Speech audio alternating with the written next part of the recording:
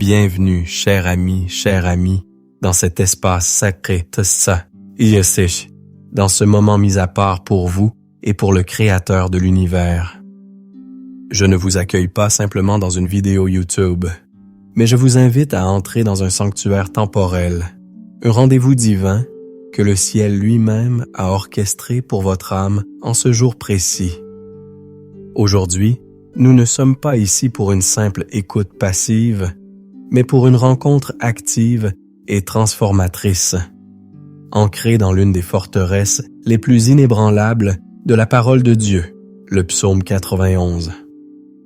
Au cœur de ce monument de foi se trouve une promesse qui résonne à travers les âges, une parole directe de Dieu à votre esprit.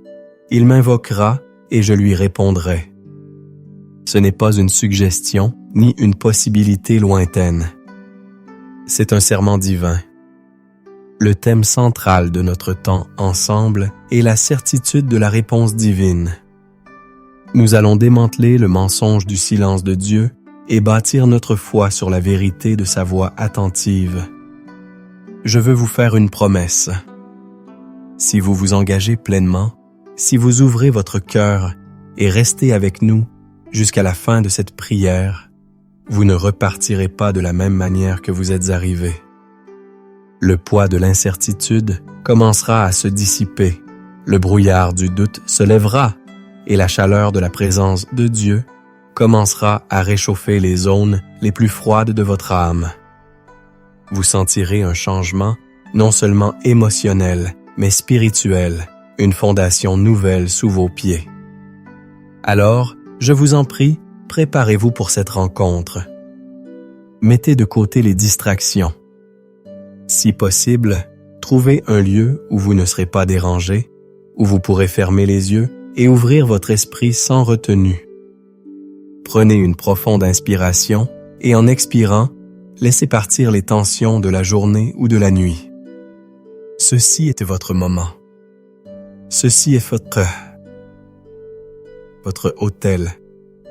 Pour marquer votre engagement et signaler au ciel que votre cœur est prêt, je vous invite à écrire dans les commentaires « Amen, je suis prêt pour ma réponse divine ». En faisant cela, vous ne faites pas qu'écrire un commentaire. Vous posez un acte de foi. Vous déclarez que vous vous attendez à ce que le Dieu de l'univers se penche vers vous et vous parle. Faisons ce voyage ensemble. Je sais pourquoi vous êtes ici. Au-delà du titre et de la curiosité, il y a un poids, un silence qui est devenu trop lourd à porter. Je veux parler directement à cette partie de vous qui se sent peut-être ignorée, oubliée, ou dont les prières semblent frapper un plafond de bronze pour ensuite retomber en écho vide. Ce n'est pas une douleur superficielle, c'est une angoisse existentielle. Le cri d'une âme qui aspire à la connexion avec son Créateur, mais ne perçoit qu'un silence assourdissant. Laissez-moi décrire ce que vous ressentez peut-être. C'est cette sensation au creux de l'estomac au réveil, avant même que la conscience ne soit pleinement éveillée, une anxiété diffuse face à la journée qui commence, une journée de plus où il faudra avancer sans direction claire, sans cette confirmation intérieure que vous êtes sur la bonne voie. C'est le poids de cette question lancinante qui tourne en boucle. Seigneur, es-tu là? M'entends-tu seulement? Pourquoi ne réponds-tu pas? Cette douleur a des racines profondes.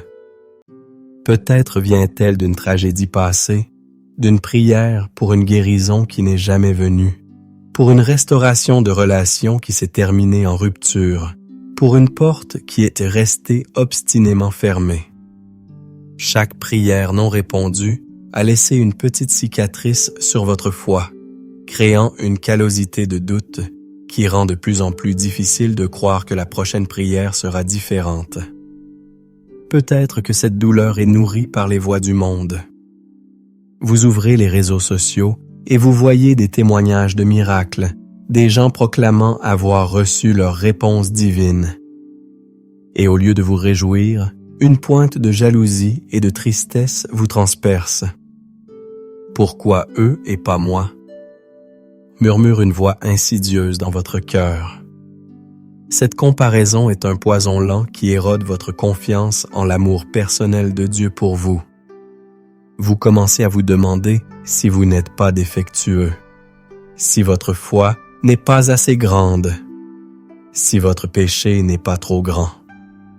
Cette douleur peut aussi provenir de votre propre histoire, des scripts familiaux que vous avez hérités. Peut-être avez-vous grandi dans un environnement où l'on ne parlait pas d'une relation personnelle et intime avec Dieu, où il était une figure lointaine et jugeante, pas un père qui se penche pour écouter le murmure de ses enfants. Ou peut-être, au contraire, avez-vous reçu un enseignement sur un Dieu qui répond instantanément? Et maintenant que vous faites face à une saison de silence, vous vous sentez comme un échec spirituel. La Bible elle-même semble parfois se moquer de votre douleur. Vous lisez des versets comme « Demandez et vous recevrez ». Et cela sonne comme une accusation plutôt qu'une promesse. Vous vous sentez comme la femme atteinte d'une perte de sang, saignant ses espoirs et ses ressources depuis des années, se demandant si elle aura un jour la force de toucher le bord du vêtement de Jésus. Cette angoisse se manifeste de manière très concrète. C'est l'insomnie à 3 heures du matin, où les problèmes semblent des montagnes insurmontables. C'est la procrastination face à une décision importante, paralysée par la peur de faire le mauvais choix sans la direction de Dieu. C'est un sentiment de solitude profonde, même au milieu d'une foule ou d'une église, parce que la seule connexion qui compte vraiment semble rompue. David, le grand roi, l'homme selon le cœur de Dieu, a connu ce désert. Il a crié dans le psaume 42, verset 6, « Pourquoi t'as-tu mon âme, et gémis-tu au-dedans de moi? Espère en Dieu, car je le louerai encore. Il est mon salut et mon Dieu. » Il parlait à sa propre âme, il se prêchait à lui-même, car il connaissait le poids du silence. Il connaissait cette lutte intérieure entre la réalité de la douleur et la vérité de la promesse. Vous êtes peut-être dans une situation où vous avez fait tout ce que vous saviez faire. Vous avez prié, jeûné, servi, donné. Et maintenant, vous êtes à bout de force, fatigué de vous battre. Vous êtes tenté de vous résigner, d'accepter ce silence comme votre nouvelle normalité. C'est exactement là que l'ennemi de votre âme veut vous amener, à un état de résignation spirituelle, où vous cessez d'invoquer, où vous cessez d'attendre une réponse. Car il sait que tant que vous invoquez, la promesse de Dieu reste active. Jésus lui-même a lancé cette invitation poignante en Matthieu 11, verset 28. « Venez à moi, vous tous qui êtes fatigués et chargés, et je vous donnerai du repos. » Il ne dit pas « Venez à moi quand vous aurez tout compris » ou quand votre foi sera parfaite. Il dit « Venez fatigués, venez chargés. » Il reconnaît le poids que vous portez. Il voit la lassitude dans votre âme. Alors, laissez-moi vous dire avec toute l'autorité de la parole de Dieu, votre sentiment n'est pas la réalité finale. Le silence que vous percevez n'est pas une absence de Dieu. C'est souvent un espace de préparation, une antichambre où Dieu travaille dans les coulisses, où il fortifie votre caractère, où il aligne les circonstances d'une manière que vous ne pouvez pas encore voir.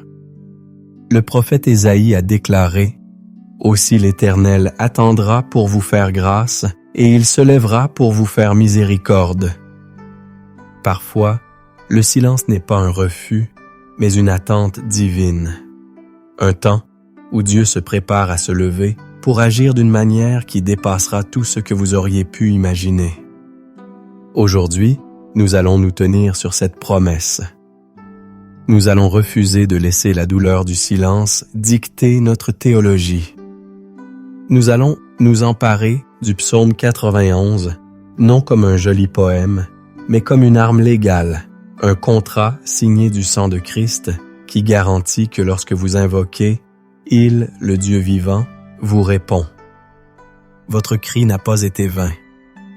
Chaque larme a été recueillie. Et l'heure de la réponse est plus proche que vous ne le pensez. Pour comprendre la puissance sismique de la promesse du psaume 91, il m'invoquera et je lui répondrai. Et nous devons nous immerger dans le contexte et la richesse de ce texte sacré. Ce n'est pas simplement un chapitre parmi d'autres, c'est une déclaration de la souveraineté et de la protection intime de Dieu, écrite pour ceux qui choisissent de faire de lui leur demeure. Plongeons ensemble dans ses profondeurs. Le psaume s'ouvre avec une condition, une clé qui déverrouille toutes les promesses qui suivent. Celui qui demeure sous l'abri du Très-Haut repose à l'ombre du Tout-Puissant. Psaume 96. Analysons ces termes. Le mot hébreu pour demeurer, yashab, ne signifiait pas une visite occasionnelle. Il évoque l'idée de s'asseoir, de rester, d'habiter en permanence. Il ne s'agit pas de courir vers Dieu uniquement en temps de crise, mais de choisir de vivre chaque instant de sa vie dans la conscience de sa présence. C'est une décision intentionnelle. Ensuite, les noms de Dieu utilisés ici sont d'une importance capitale. Le Très-Haut et les lions parlent de sa transcendance, de sa souveraineté absolue sur toute la création. Rien n'échappe à son autorité. Le Tout-Puissant, El Shaddai, parle de sa puissance inépuisable, de sa capacité à nourrir, à subvenir et à protéger, comme une mère protège son enfant. Ainsi, la première affirmation est que si vous choisissez de faire de la présence du Dieu souverain et tout-puissant votre lieu de vie, vous trouverez le repos.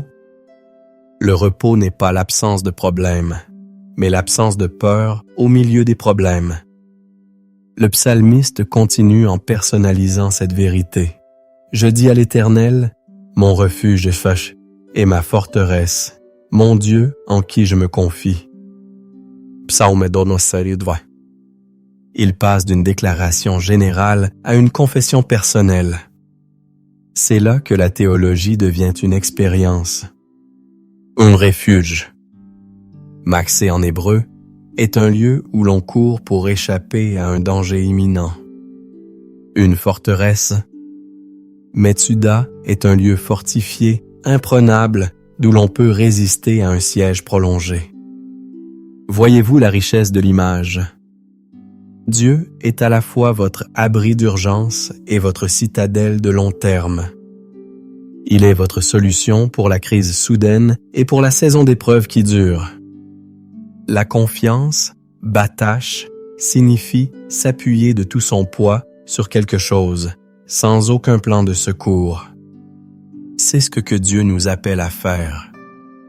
Maintenant, le psaume devient incroyablement spécifique sur la nature de la protection divine. Car c'est lui qui te délivre du filet de l'oiseleur, de la peste et de ses ravages. Psaume 92. Le filet de l'oiseleur est une métaphore brillante pour les pièges cachés et subtils de l'ennemi. Pensez aux pièges modernes, une addiction qui commence comme un plaisir innocent, une relation toxique qui semblait être une âme sœur, une idéologie séduisante qui vous éloigne de la vérité, une spirale de dette. Dieu promet de vous donner le discernement pour voir ces pièges et la force de vous en échapper. La peste et ses ravages parlent non seulement des maladies physiques, mais aussi des fléaux émotionnels et spirituels. La contagion de l'amertume dans une famille, la propagation du cynisme dans une communauté, le désespoir qui peut infecter un esprit. Dieu est votre immunité divine. Il te couvrira de ses plumes et tu trouveras un refuge sous ses ailes. Sa fidélité est un bouclier et une cuirasse. Psaume 96. L'image de l'aigle protégeant ses aiglons est l'une des plus tendres de la Bible. Elle parle d'une protection féroce et aimante. Mais notez ce qui est le bouclier. Ce n'est pas notre force, c'est sa fidélité. Émet en hébreu, qui signifie aussi vérité, solidité. Votre sécurité ne dépend pas de la perfection de votre foi, mais de la perfection de sa fidélité. Sa parole est votre bouclier. C'est pourquoi, face à la tentation dans le désert, Jésus n'a pas argumenté, il a cité la parole. Il se protégeait avec le bouclier de la fidélité de Dieu. Ensuite, le psaume s'attaque directement à la peur sous toutes ses formes. Tu ne craindras ni les terreurs de la nuit, ni la flèche qui vole de jour, ni la peste qui marche dans les ténèbres, ni la contagion qui frappe en plein midi. C'est une couverture de protection 24/7. Les terreurs de la nuit sont ces angoisses irrationnelles qui nous assaillent dans ce silence, l'anxiété, les cauchemars. La flèche qui vole de jour représente les attaques visibles et directes, la critique d'un collègue, une mauvaise nouvelle, une accusation injuste.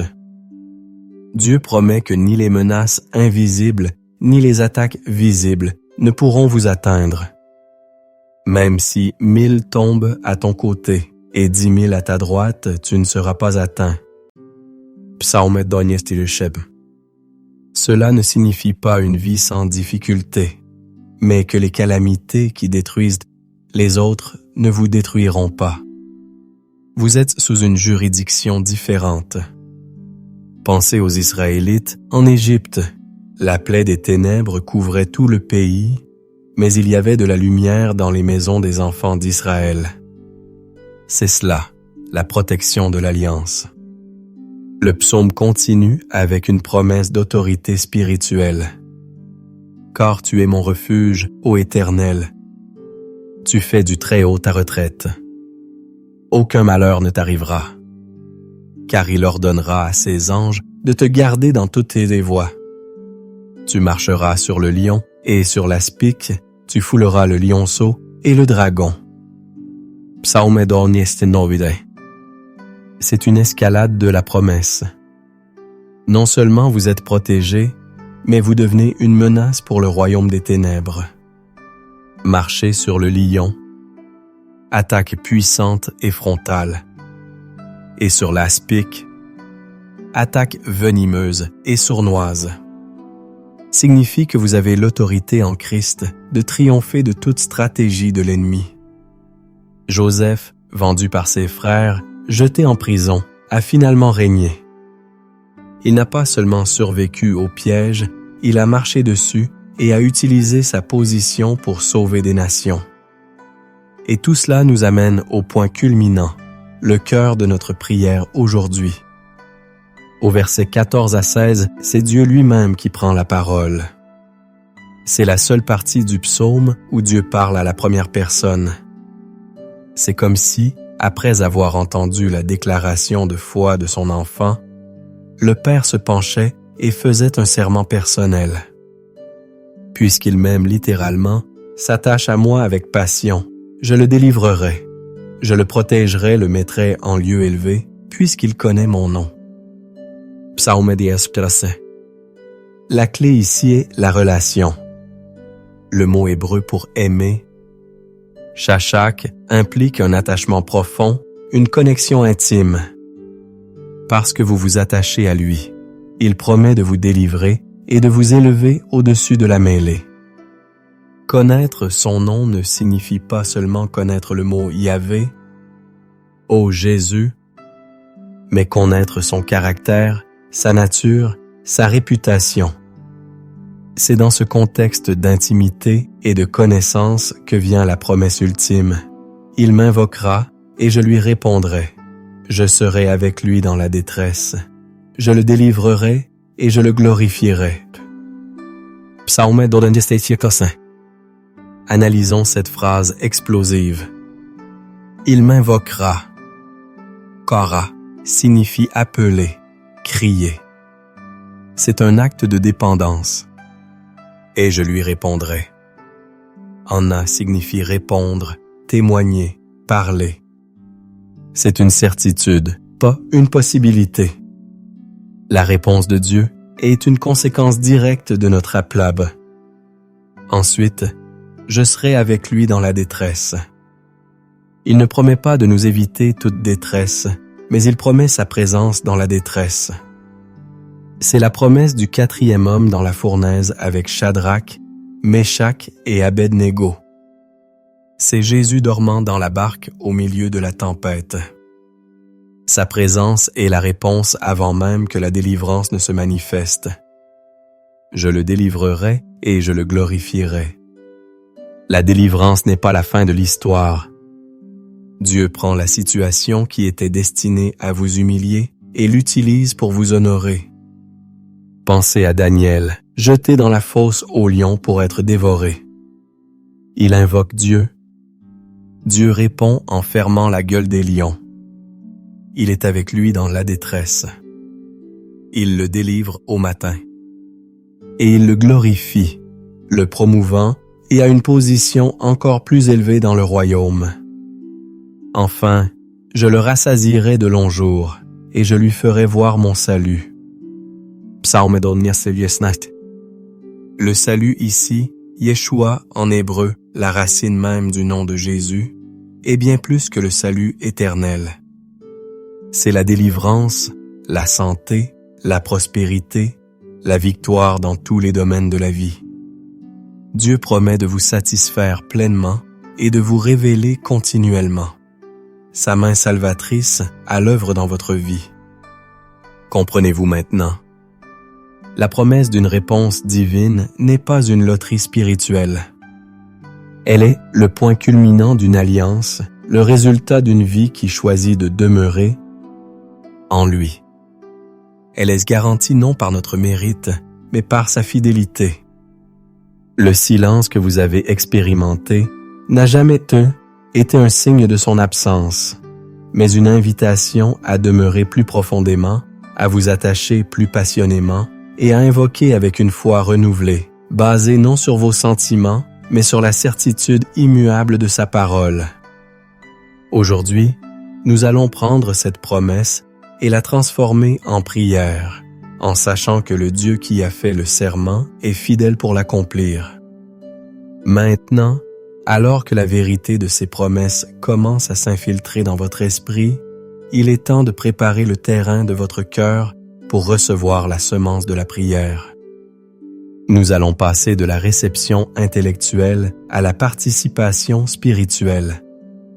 Une prière puissante ne commence pas par des requêtes, mais par la préparation du cœur qui prie. C'est un moment de consécration, un acte délibéré pour aligner notre âme avec le ciel. Et je vais vous guider à travers 3 étapes simples mais profondes: la repentance, le pardon et la soumission. Premièrement, la repentance. La repentance n'est pas un sentiment de honte écrasante, mais un simple accord avec Dieu. C'est reconnaître les domaines où nous avons manqué la cible, où nous avons choisi nos propres voies plutôt que les siennes. C'est reconnaître que le doute, la peur ou l'amertume ont peut-être pris racine dans nos cœurs à cause du silence perçu. Fermez les yeux un instant. Demandez au Saint-Esprit de vous montrer, avec douceur, tout ce qui fait obstacle entre vous et le Père. Peut-être est-ce que le péché du cynisme, d'avoir accusé Dieu d'être injuste ou distant. Peut-être est-ce que le fait de s'être appuyé sur vos propres forces jusqu'à l'épuisement. Sans condamnation, reconnaissez-le simplement devant lui. La Bible nous dit dans 1 Jean 1:9, « Si nous confessons nos péchés, il est fidèle et juste pour nous les pardonner et pour nous purifier de toute iniquité. » Accrochez-vous à cette promesse. Deuxièmement, le pardon. Il est impossible de recevoir la pleine mesure de la grâce de Dieu si nos mains sont serrées de ressentiment envers les autres. Le pardon n'est pas un sentiment, c'est une décision. C'est libérer quelqu'un de la dette que vous estimez qu'il vous doit. Pensez à toute personne qui vous a blessé, trahi, déçu. Y a-t-il quelqu'un que vous tenez en otage dans la prison de votre cœur?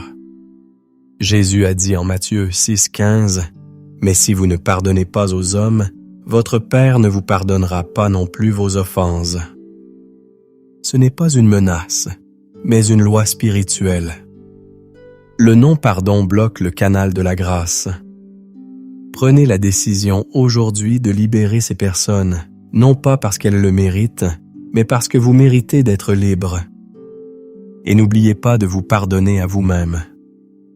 Pardonnez-vous pour vos erreurs, vos échecs, vos doutes.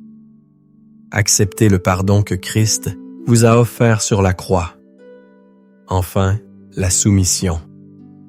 C'est l'acte de déposer nos propres agendas, nos propres désirs sur la façon dont Dieu devrait répondre et quand il devrait répondre. C'est ouvrir nos mains et dire « Seigneur, non pas ma volonté, mais la tienne soit faite. » C'est lui confier le résultat. C'est abandonner le besoin de tout contrôler. C'est lui faire confiance, même si sa réponse ne ressemble pas à ce que nous attendions. C'est la posture de l'argile dans les mains du potier. C'est le moment de déposer le fardeau de la performance, le fardeau d'essayer de mériter votre réponse. La prière efficace est celle qui est priée avec un cœur soumis. Comme le dit Jacques 5,16, la prière fervente du juste a une grande efficace. La justice ici n'est pas notre propre perfection, mais la justice de Christ qui nous a été donnée. Votre cœur est maintenant préparé. Le sol a été labouré. Vous êtes prêt à vous approcher du trône de la grâce avec assurance. Entrons maintenant dans ce temps de prière profonde avec la certitude que le Père entend déjà. Père céleste, nous venons devant toi, non pas sur la base de nos mérites, mais au nom puissant de ton Fils, Jésus-Christ. Nous entrons dans tes parvis avec des actions de grâce et dans tes portiques avec la louange. En cet instant, nous choisissons de détourner nos regards de nos problèmes, de nos peurs et du silence assourdissant du monde pour les fixer sur toi, le Dieu immuable et éternel. Nous te louons parce que tu es El Elyon, le Dieu très haut. Tu es au-dessus de toute circonstance, au-dessus de toute maladie, au-dessus de tout diagnostic, au-dessus de toute crise financière, au-dessus de toute tempête relationnelle. Rien n'est trop haut pour que tu ne puisses l'atteindre. Rien n'est trop grand pour que tu ne puisses le gouverner. L'univers entier est le marchepied de tes pieds, et pourtant tu te penches pour écouter notre prière. Nous te bénissons. Nous te louons parce que tu es El Shaddai, le Dieu Tout-Puissant, celui qui est plus que suffisant. Là où nous voyons le manque, tu es l'abondance. Là où nous sentons la faiblesse, tu es la force inépuisable. Là où nous sommes confrontés à l'impossible, tu es le Dieu de tous les possibles. Tu es celui qui a ouvert la mer Rouge, qui a fait tomber les murs de Jéricho, qui a ressuscité les morts. Il n'y a rien, absolument rien, qui soit trop difficile pour toi. Et aujourd'hui, nous proclamons que cette même puissance est disponible pour nous. Nous t'adorons, Éternel, comme notre refuge et notre forteresse. Tu es notre abri dans la tempête, notre tour forte face à l'ennemi. Tu es les murs de salut autour de nous et la gloire au milieu de nous. Nous déclarons que nous ne mettrons notre confiance en aucun homme, en aucune institution, en aucune richesse, mais en toi seul, notre Dieu en qui nous nous confions. Père, dans ta sainte présence, nous confessons notre fragilité et nos manquements. Pardonne-nous pour les moments où nous avons laissé le doute empoisonner notre foi. Pardonne-nous d'avoir écouté la voix de la peur plus que la voix de ta vérité. Pardonne-nous d'avoir murmuré dans notre désert au lieu de te louer pour la manne quotidienne. nous déposons à tes pieds le lourd fardeau du silence que nous avons porté. Nous te remettons la douleur des prières qui nous ont semblé sans réponse. Nous te donnons la déception, l'amertume, la lassitude spirituelle. Lave-nous, Seigneur, par le sang précieux de Jésus. Purifie nos cœurs de tout ressentiment, de toute incrédulité. Nous confessons que nous avons essayé de nous battre avec nos propres forces, de comprendre avec notre propre intelligence, et nous sommes épuisés. Aujourd'hui, nous capitulons. Nous te remettons cette situation qui nous dépasse, cette décision que nous ne savons pas comment prendre, cette relation brisée, cette maladie persistante, ce besoin financier urgent. Nous la plaçons sur ton autel. Nous retirons nos mains et nous choisissons de te faire confiance. Nous ne voulons plus seulement visiter ta présence en temps de crise. Nous choisissons aujourd'hui de demeurer sous ton abri. Fais de nos cœurs ta demeure permanente, Seigneur. Et maintenant, Père, sur la base de ta parole infaillible, nous commençons à proclamer tes promesses sur nos vies. Nous transformons chaque verset du psaume 91 en notre confession personnelle. Parce que je demeure sous l'abri du Très-Haut, je déclare que je repose à l'ombre du Tout-Puissant. Je dis à l'Éternel, « Tu es mon refuge et ma forteresse, mon Dieu en qui je me confie. » Je déclare que tu me délivres du filet de l'oiseleur, des pièges cachés et des complots de l'ennemi. Tu me délivres de la peste et de ses ravages, de toute maladie, de toute contagion spirituelle et émotionnelle. Je proclame que tu me couvres de tes plumes et que je trouve un refuge sûr sous tes ailes. Ta fidélité est mon bouclier et ma cuirasse. Par conséquent, je déclare que je ne craindrai ni les terreurs de la nuit, ni la flèche qui vole de jour. Je refuse l'anxiété, je refuse la panique, je refuse l'angoisse. Je proclame que même si 1000 tombent à mon côté et 10 000 à ma droite, je ne serai pas atteint. Je suis sous une alliance de protection divine. Je déclare qu'aucun malheur ne m'arrivera, aucun fléau n'approchera de ma tente, car tu as fait de l'Éternel mon refuge. Je crois et je reçois la promesse que tu ordonnes à tes anges de me garder dans toutes mes voies. Ils me portent serment sur leurs mains, de peur que mon pied ne heurte contre une pierre. Je reçois ton autorité et je déclare que je marche sur le lion et sur l'aspic. Je foule le lionceau et le dragon. Toute puissance de l'ennemi est sous mes pieds au nom de Jésus. Parce que je m'attache à toi, Seigneur, je crois que tu me délivres. Parce que je connais ton nom, je crois que tu me protèges et me mets dans un lieu élevé, hors de portée de l'ennemi. Au nom de Jésus-Christ de Nazareth, nous entrons maintenant dans le combat spirituel. Nous nous tenons fermement, revêtus de toutes les armes de Dieu décrites en Éphésiens 6. Nous prenons le bouclier de la foi, avec lequel nous éteignons tous les traits enflammés du malin. Chaque pensée de doute, chaque mensonge qui dit que Dieu est silencieux, chaque flèche de découragement, nous l'arrêtons maintenant par la foi en la parole de Dieu. Nous déclarons, selon 2 Corinthiens 10:5, que nous renversons les raisonnements et toute hauteur qui s'élève contre la connaissance de Dieu, et nous amenons toute pensée captive à l'obéissance de Christ. Nous brisons la forteresse de la résignation. Nous brisons la forteresse du désespoir. Nous brisons la forteresse de l'apitoiement. Nous renonçons à tout accord intérieur que nous avons pu faire avec l'esprit de peur, l'esprit d'abandon ou l'esprit d'orphelin. Nous déclarons que nous ne sommes pas des orphelins, mais des fils et des filles du Dieu très haut. Nous proclamons la vérité d'Ésaïe 54:17.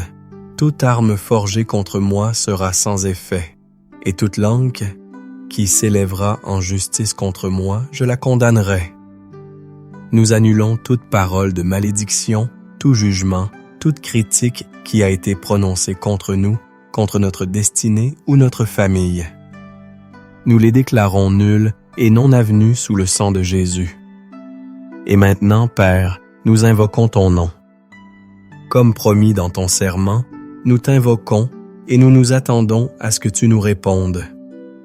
Nous crions à toi pour notre famille, pour notre santé, pour nos finances, pour notre destinée. Nous te demandons ta sagesse divine pour les décisions qui sont devant nous. Nous te demandons ta paix qui surpasse toute intelligence pour garder nos cœurs et nos pensées. Saint-Esprit, nous t'invitons à venir remplir chaque partie de notre être. Viens remplir les lieux que le doute avait vidés. Viens remplir de ta joie les espaces que la tristesse avait occupés. Viens remplir de ton espérance les zones que le désespoir avait envahies. Restaure notre âme, Seigneur. Guéris les blessures cachées. Renouvelle nos forces comme celles de l'aigle. Nous prions pour que tu ouvres nos oreilles spirituelles pour entendre ta voix. Parle-nous, Seigneur. Parle à travers ta parole. Parle à travers une conviction intérieure. Parle à travers des circonstances divinement orchestrées. Parle à travers le conseil d'un frère ou d'une sœur sage. Nous déclarons que nous ne sommes plus sourds à ta voix. Nous sommes tes brebis et nous entendons ta voix. Nous te remercions d'avance, Père, parce que nous savons que non seulement tu nous entends, mais que tu agis déjà en notre faveur. Au nom puissant et glorieux de Jésus, nous avons prié. Maintenant, restez un instant dans le silence. Ne vous précipitez pas pour remplir ce vide. Ceci n'est pas un vide, c'est un espace saint. C'est l'espace de la réception. La prière n'est pas un monologue, c'est un dialogue. Vous avez parlé, maintenant écoutez. Prenez une profonde inspiration et en inspirant, recevez son amour, recevez sa paix. Expirez lentement et en expirant, relâchez le contrôle, relâchez la tension, relâchez le besoin de tout comprendre.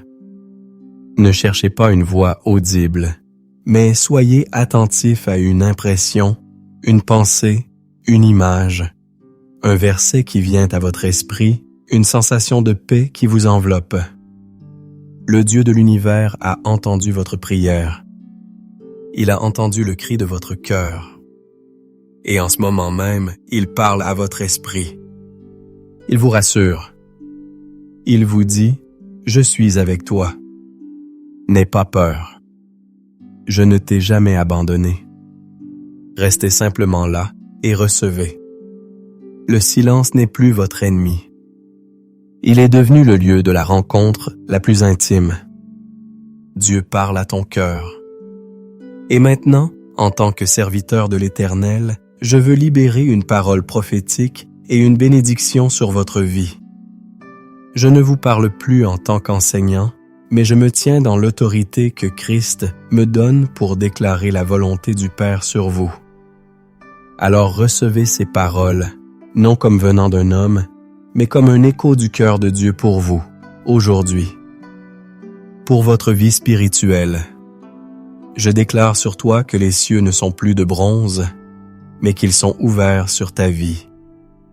Je déclare que tes oreilles spirituelles s'ouvrent pour entendre la voix du bon berger avec une clarté nouvelle. Tu ne seras plus confus par les multiples voix du monde, mais tu reconnaîtras sa voix et tu le suivras. Comme il est écrit en Jean 10, 27, « Mes brebis entendent ma voix, je les connais et elles me suivent. » Pour votre santé et votre corps, je déclare sur toi que tu es guéri par les meurtrissures de Jésus. Je parle la vie et la restauration à chaque cellule de ton corps. Je brise le pouvoir de tout esprit d'infirmité et de maladie. Que la force de Dieu remplace ta faiblesse et que la santé divine coule dans tes veines. Comme il est écrit en Ésaïe 53, 5, c'est par ces meurtrissures que nous sommes guéris. Pour vos finances, je déclare sur toi que le cycle du manque est brisé. Je déclare que Dieu ouvre pour toi les écluses des cieux et déverse une bénédiction que tu ne pourras contenir. Tu n'es plus la queue, mais la tête. Tu ne seras plus emprunteur, mais prêteur. Dieu te donne la sagesse pour créer de la richesse et l'onction pour la multiplier.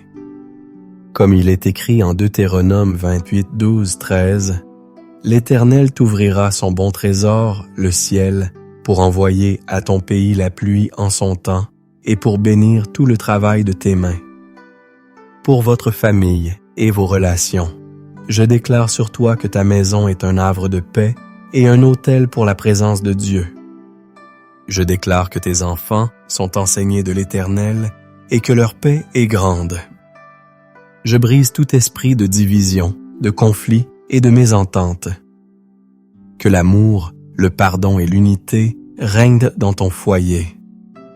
Comme il est écrit en Ésaïe 54, 13, « Tous tes fils seront disciples de l'Éternel et grande sera la prospérité de tes fils. » Pour votre destinée et votre appel, je déclare sur toi que le temps de l'errance est terminé. Dieu te révèle maintenant avec clarté le but pour lequel tu as été créé. Il restaure les années que les sauterelles ont dévorées. Il te positionne pour un impact et une faveur divins. Tu es l'ouvrage de Dieu, créé en Jésus-Christ pour de bonnes œuvres qu'il a préparées d'avance afin que tu les pratiques. Comme le dit Éphésiens 2.10. Pour votre protection quotidienne, je déclare sur toi la couverture complète du psaume 91. Je déclare que l'Éternel gardera ton départ et ton arrivée, dès maintenant et à jamais. Aucun plan de l'ennemi contre toi ne prospérera. Tu es gardé, protégé et scellé par le sang de l'agneau. Comme il est écrit dans le psaume 121.8. Pour votre âme, je déclare sur toi une joie et une paix surnaturelle qui ne dépendent pas des circonstances. Que le Dieu de l'espérance te remplisse de toute joie et de toute paix dans la foi pour que tu abondes en espérance par la puissance du Saint-Esprit. Comme il est écrit en Romains 15, 13. Et maintenant, recevez la bénédiction sacerdotale d'Aaron. Que l'Éternel te bénisse et te garde. Que l'Éternel fasse luire sa face sur toi et t'accorde sa grâce. Que l'Éternel tourne sa face vers toi et te donne la paix. Au nom du Père, du Fils et du Saint-Esprit. Amen et Amen. Nous arrivons à la fin de notre temps ensemble, mais ce n'est pas une conclusion, c'est un commencement. Vous avez reçu une parole, vous avez prié une prière puissante et vous avez été bénis. La promesse centrale que nous avons explorée demeure. Il m'invoquera et je lui répondrai. Accrochez-vous à cette vérité comme à une ancre pour votre âme. Ne laissez pas les doutes revenir s'installer quelques heures après. La bataille se gagne en gardant votre esprit fixé sur la vérité de ce que Dieu a dit. Je veux vous lancer un défi. Ne laissez pas cette expérience n'être qu'un événement isolé. Transformez-la en une discipline. Je vous encourage à revenir à cette prière chaque matin pendant les 7 prochains jours. Faites-en votre rituel matinal. En faisant cela, vous arroserez la semence qui a été plantée aujourd'hui et vous la verrez grandir et porter un fruit durable dans votre vie. Vous construirez une nouvelle habitude spirituelle, celle de commencer votre journée non pas avec l'anxiété, mais avec l'autorité et la paix de la présence de Dieu. La paix de la Saint. Si ce moment a été une bénédiction pour vous, si vous avez senti la présence de Dieu et si votre foi a été ravivée, je vous demande de faire 3 choses. Premièrement, écrivez dans les commentaires ce que Dieu vous a dit pendant ce temps de prière. Votre témoignage peut être la parole d'encouragement dont quelqu'un d'autre a désespérément besoin. Deuxièmement, aimez cette vidéo et partagez-la avec au moins une personne que vous savez être en train de traverser un désert spirituel. Vous pourriez être l'instrument que Dieu utilise pour lui apporter sa réponse divine. Et enfin, si ce n'est pas déjà fait, abonnez-vous à notre chaîne et activez la cloche de notification. Nous sommes engagés à vous fournir régulièrement des ressources pour approfondir votre marche avec Dieu. Vous trouverez également dans la description une playlist de prières matinales pour vous accompagner tout au long de la semaine. Rappelez-vous, cher ami, vous n'êtes pas seul. Le Dieu qui a promis de répondre est fidèle. Continuez à l'invoquer, continuez à demeurer sous son abri. Il est avec vous dans sa détresse, il vous délivrera et il vous glorifiera. Marchez dans la paix et l'assurance de sa présence. Que votre journée soit remplie de sa faveur.